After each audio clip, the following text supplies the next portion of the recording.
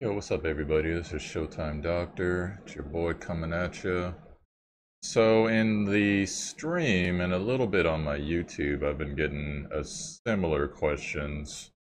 So I'm going to go ahead and make a video on it. The topic of this video is basically what should I be looking to do early game? We got a lot of new players coming in the game. Some people might want to reroll, whatever's going on, you got to alt account. And I get the question a lot, what should I focus on? What should I focus on early game? What should I focus on? Well, number one, I made two videos. One video is, I believe it was about three to 4 weeks ago. Basically, new player guide. Go and check that out. That'll help you with the basics as to what you should be doing in the game. And I also made another guide that will be supplementary to this called Why You Should Play Knights Chronicle. I believe it's about 11 minutes. The first video is like right around there, 8-9 minutes. Watch both of those, maybe after this one though. It's up to you, whatever you want to do for order. I am actually going to go over, because a lot of people are asking me, well, which characters are worth it? Which characters are worth it? Well, the meta has changed from when the game started out. Early game, it was really great to get Cain/Ruby.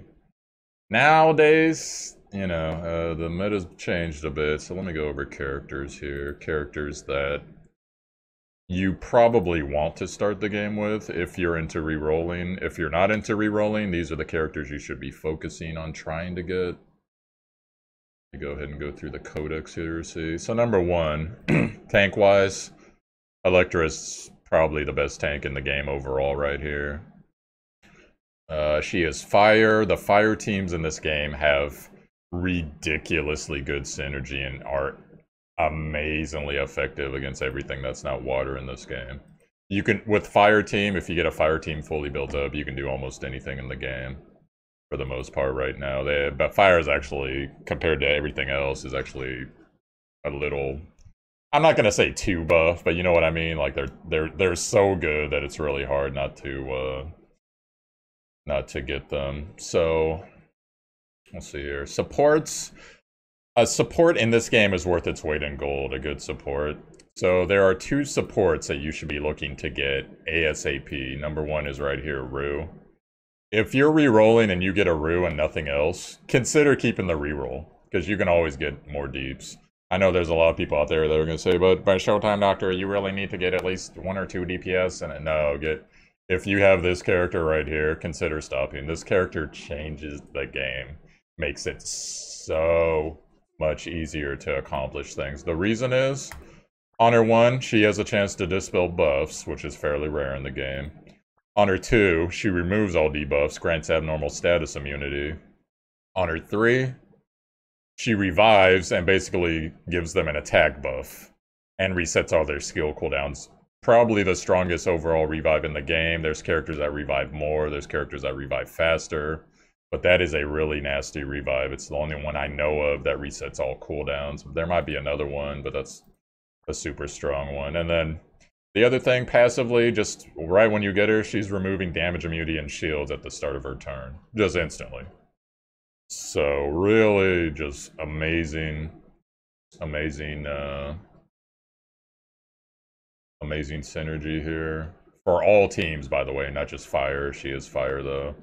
Restores HP to the caster and the ally with the lowest health when the caster tries to remove the enemy's buff.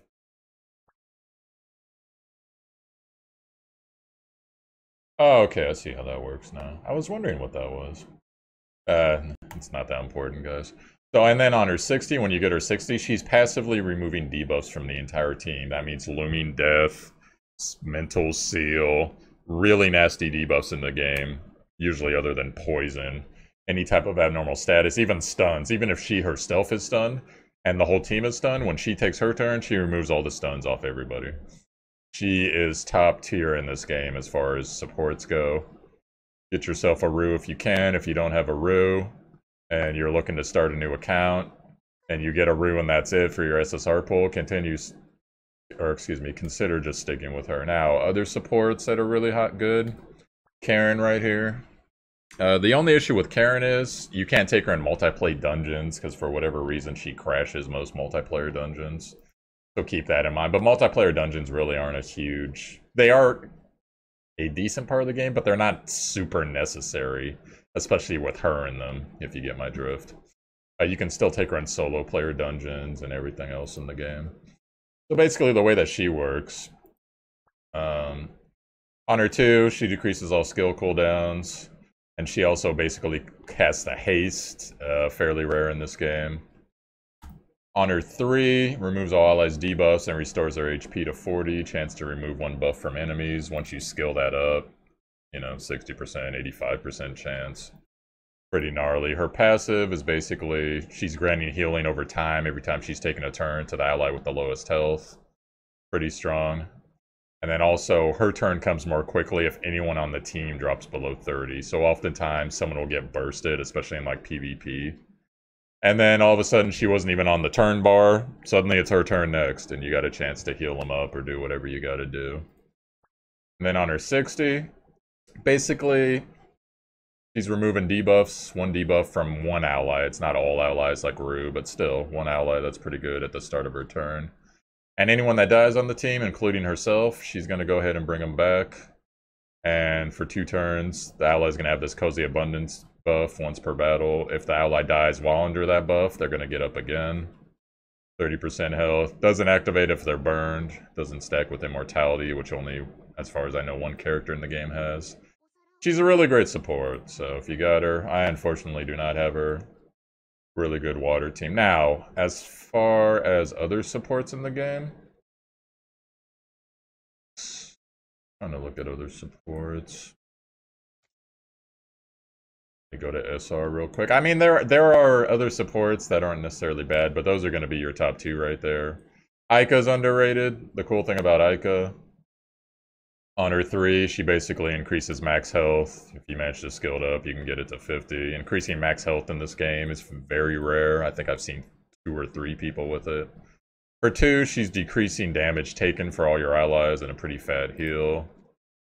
And her 1, she basically has a chance to charm and decreases damage taken early in the wave, so she's going to stay up, you know, depending on the burst and all that. And she has a resolve. A resolve in this game is basically when you're about to die, it's going to activate whatever the effect is. And she's going to take an extra hit to kill. So, underrated support there. Let's see.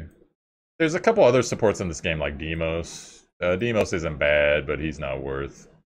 not bad. I'm saying he's still really good, but compared to the other supports I listed there, except maybe Aiko, not going to be your cup of tea. Now, early game, I'm going to actually buck the trend and tell you, you need to level your support first, especially if you get a Rue or a Karen. You need to level your support first. I know most people are going to tell you, oh, you need that lead DPS first. No, you need a support first. Your DPS is going to be good enough to get you through the early portion of the game, even if you only have a Rebecca, which is the free SSR hero that comes in the mailbox. You know, assuming you rune them right and level them up, etc. to 50. But you really, a support is worth its weight in gold in this game. So, as far as DPS characters go, go ahead, we'll go over the knight characters first. Oh, I forgot to mention Ramu. Okay, Ramu is another support that's really good in this game. Let me get back on that real quick. Her passive, she's basically healing your party at the end of her turn. Every turn, 10%, really strong. She has a self-revive once you get her 60 talent. On her 1, she has a decent chance to stun. On her 2, it's basically reducing the duration of debuffs and doing an AoE heal for the party. And her 3, you level this up all the way. It's going to take a while, obviously, but revives up to 3 allies, 2 when you start out. And it does a decent amount of healing for him. So Ramu's super good. Her leadership also increased max HP from wind and water. Really good.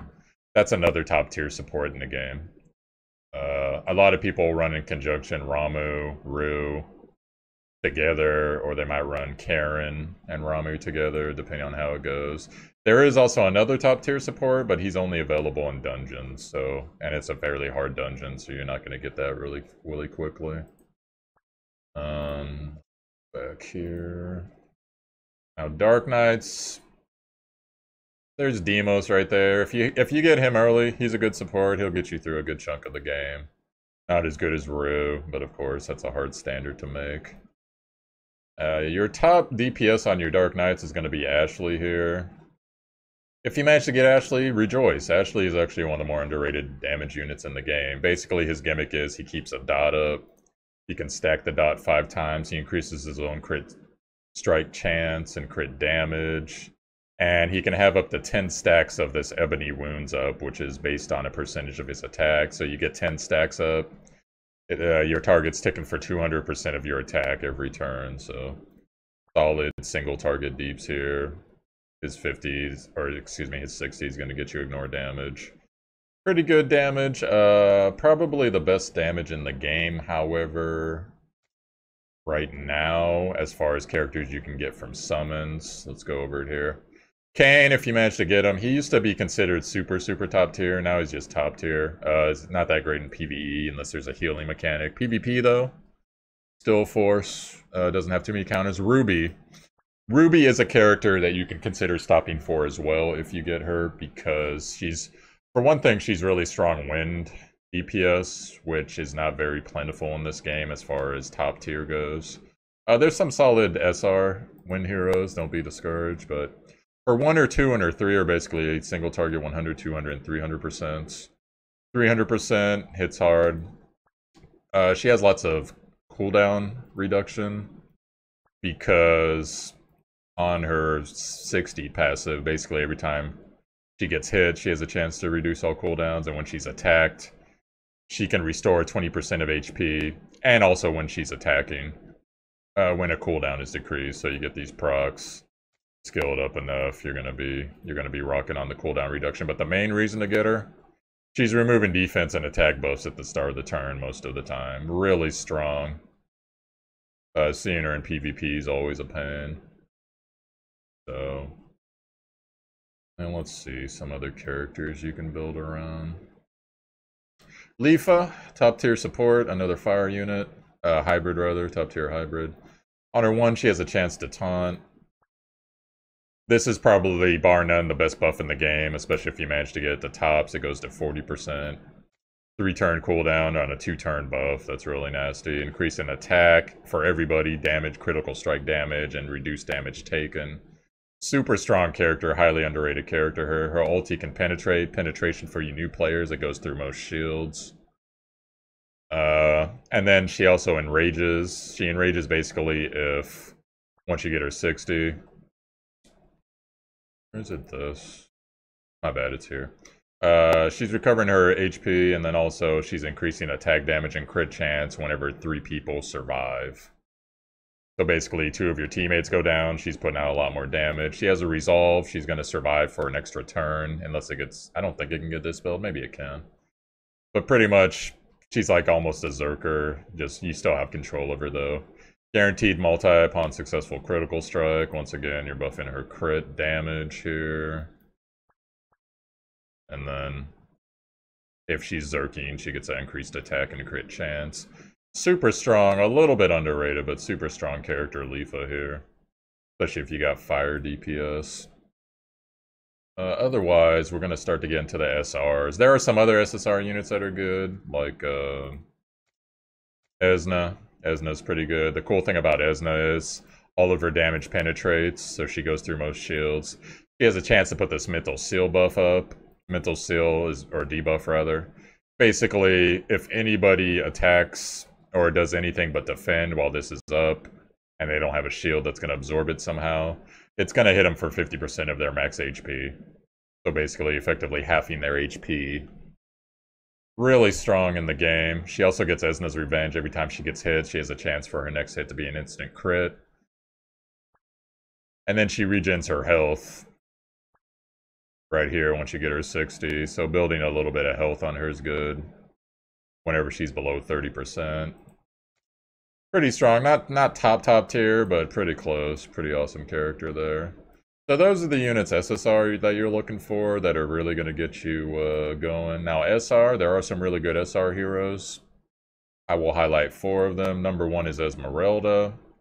Very underrated in the meta right now. Essentially, she's built on counter. She puts up bleed with her 1, increases her own counter strike chance on her 2. And on her 3, she has penetration damage, but the thing that makes her are her passives. She increases her critical strike damage, and counterattacks whenever she takes a crit strike. And then she increases her crit strike damage again. So that is passive right there, 50% bonus crit, just by getting her 60 and having her as a character. And then obviously you're building crit strike chance on her because she doesn't have passive crit strike chance. Building underrated hero here. I already showed you Aiko earlier as a support. Carolina. Better than Marduk, unfortunately, for now, as a water tank. Essentially, she puts up a lot of shields, even on her 1, which is really good. Even though it's a small shield, it's still a shield, so get mitigation where you can. Number 2, removes all her debuffs, gives herself a 50% HP shield, so you're stacking HP on her. Number 3, decrease all attack all ally, or all enemies. She has a resolve, and she's going to restore HP when she takes her resolve. And then on her 60, she's granted a shield equal to 50% HP for 2 turns. When an ally drops below 50%, activates 2 times. That's pretty strong. So just all types of mitigation on Carolina. Not necessarily a character you reroll for, but if you happen to get her, she's really good. Cordelia, the top tier SR tank at the moment. The good thing about Cordelia, she has a 3 target for her taunt. On her 2, she can go ahead and make everyone damage immune for a little bit. If you skill it up, you can get up to 2 turns. Removes all debuffs from herself. Consumes all her Searing Rage stacks. Her 3, she can stun if she has 3 Searing Rage stacks and put up defense down. Searing Rage, she has a chance to get upon attacking or taking damage. And then for every Searing Rage stack that she has, she's going to regen 3% of her health at the end of each turn. It stacks to a max of 3, so you can have 9% free regen from that. The top regen tank in the game right now.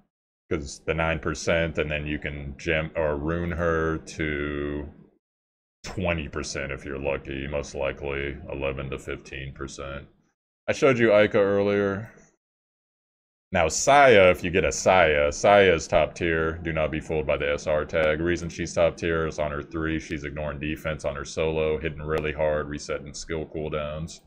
Her 2's alright, you know, little triple attack. Her 1, she puts up sleep debuffs with these dream fragments that she gets. When she gets 3, she'll put a random target to sleep for 2 turns. Not that strong in PvE normally, but PvP it's pretty good. And then Ghost Girl, whenever she gets to 50%, she goes into Ghost Girl status, immune to most damage that's not penetration. So has a kit there. She's a little squishy, but she deals really good damage. So if you happen to get her, along with whatever SSR you get, consider keeping her.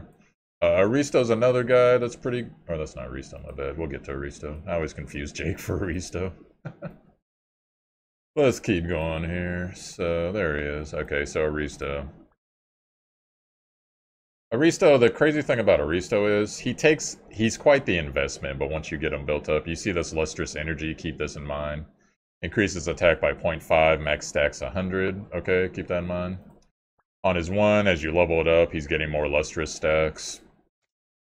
But basically has a chance right when you get him. He acquires 3 right off, or 8 when you skill it up. And he's also getting an additional 1 to 3 every time he's attacking. That also goes with multi. So, multi-strike. On his 2. Has a chance to remove buffs. On a cone effect, basically, 3 target. And he'll consume all his lustrous energy to damage an additional percentage, depending on how many you got, up to 50%. Skill it up there. See the buffs. On his 3, pretty hard hitting here, goes up to 480. Has a % chance to make target unable to revive, so you can get him on that anti-revive meta for 2 turns. Consumes all lustrous energy to inflict damage equal to attack that ignores defense rather. So basically, not only is he doing whatever the percentage is up here, but he puts an additional up to 50% percentage on his ignore defense, an additional strike, basically, depending on how much lustrous energy he has. And when you get his 60, he's just getting 10 lustrous energy at the start of every turn. Pretty strong, has a resolve. And apparently a revive. Yeah, I've never seen that. I wonder if that means his revive, because I don't think he has a revive, so I guess that means any revive. I'd have to see it in action. But this hero's really good, very highly underrated, so if you get a copy of him in your reroll, be happy with it. And that's pretty much all the rest of the characters. There's some good ones here, but those are the ones you're gonna get from rolling. So just keep these characters in mind: Cordelia, Aiko. I always forget her name. Carolina. This healer right here is not bad. I'm not gonna go into her. She's not worth. But if you get her, she's a pretty good healer. Saya's top tier. Rista down here. And then our heroes, I'll go over it real quick. There's really no R hero worth re-rolling for, but some good R heroes. I won't even go into their skills, but Ronan. Or my bad, that's not Ronan. This is Ronan right here. You build Ronan up, very simple kid, but very effective kid. Basically dodge, attack kit. And then Vlad's not terrible. Not worth re-rolling for, but not terrible if you happen to get him. And she's not bad right here. I think Sari's her name. Yeah, Sarah. Not terrible, but not worth re-rolling for. And there's one more. This guy, Jerome. Most annoying hero in the story, but actually the best R in the game, in my opinion, overall. Puts bleeding on his 1. Good chance to stun on his 2. And then he has penetration damage on his 3, which for an R is pretty gnarly. I believe Ronan has that as well. Decreased recovery amount, that basically means stop healing. Additional penetration damage for 20% of attack if target's HP is 50% or less. Man of the Sea, each attack has a chance to cause bleed. 20% of its attack. Killing the target reduces his skill cooldown, so you can get him pretty buff. And water DPS is very hard to get in this game, guys. So, especially starting out. And now this passive, increase all allies' attack by 15 for 2 turns upon landing a crit strike, so you build them crit. Pretty underrated character right here. But that's what you should be looking to do. Tank-wise, I showed you all the good tanks. Get a support up. A support's worth its weight in gold, especially if you get a really good support like a Rue, a Karen, a Ramu, etc. Otherwise, if you don't get a good support, get your deeps up. If you got a good tank and not a good support, get your tank up. Your tank's going to help you mitigate damage. Because the mechanics in this game you're looking out for: Mental Seal, which is fairly rare early game. Damage shields are really nasty. Looming Death, which is fairly rare. And there's some guys that evade a lot depending on how many buffs they have up. But you don't want to build around accuracy. If you need accuracy, you can build certain heroes to buff it for you. So that's pretty much what you want to be looking for. And then, you know, watch my other videos. Hit adventure mode as hard as you can until you unlock everything. Find yourself a good guild that's going to help you clear that guild dungeon, get you lots of insignias. And yeah, I think that's pretty much it for this guide. So I hope that helped you guys out a little bit. The meta's changed. Actually, you know what? I forgot to show one hero. Hold on. Rickon, I don't know how I missed her. She's like top tier damage. Where? Oh, I know why I missed her. It's because she's in the Shadow Guild. The codex I don't click on very much. So another top tier damage that you're going to want, this character right here, Morrigan. Top tier fire DPS. The reason that she's so good, on her 1, she's putting up bleeding. Everything she does is percentage attack, by the way, so get the 4-set attack in most cases. On her 2, has a good chance to put bleeding out and removes buffs. Really strong cone effect. On her 3, basically her 3, it hits really hard. And it has a chance to make the target unable to be revived. The more you skill it up, the higher the chance goes. And if, for whatever reason, it doesn't kill, it decreases the skill cooldown by 2. It's a really strong ability. Really makes her as a character. Right here, inflict damage equal to 50% of bleeding if she has Demon Sword Bloody Petal, which is a self buff at the start of the turn. She also increases her own attack when attacking a bleeding target, stacks up to 5 times. And she gets that Demon Sword buff, the 50% we were talking about whenever she kills somebody.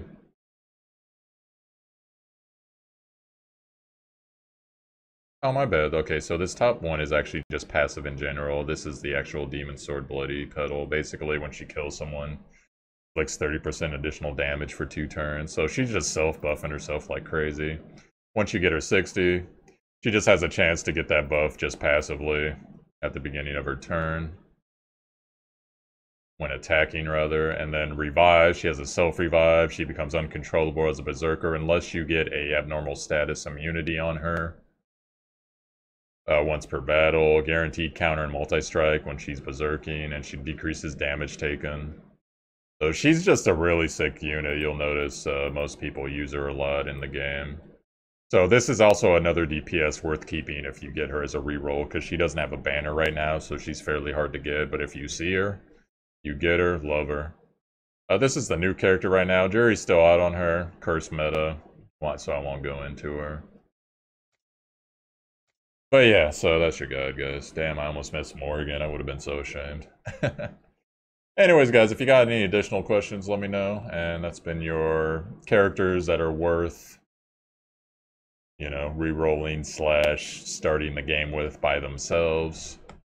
Twitch.tv, Showtimedr, yada yada yada. Check the show notes. See you guys later. Peace.